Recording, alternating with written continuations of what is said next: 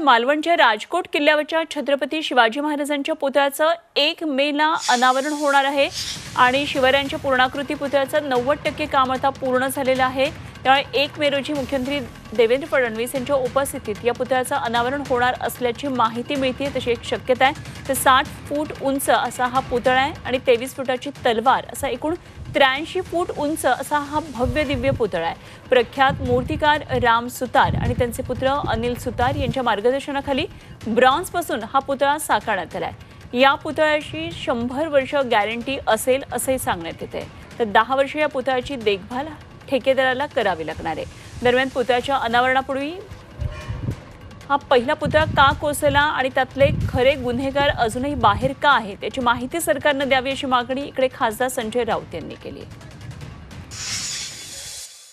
पहिला पुतळा का कोसळला आणि पहिल्या पुतळ्याचे खरे गुन्हेगार अद्याप बाहेर का?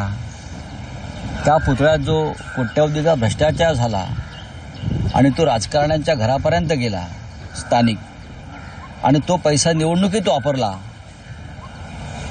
त्या महाराष्ट्राच्या किंवा शिवरायांच्या गद्दारांवर काय कारवाई झाली याची माहिती नवीन पुतळ्याचं अनावरण होण्याआधी त्यांनी द्यायला हवी।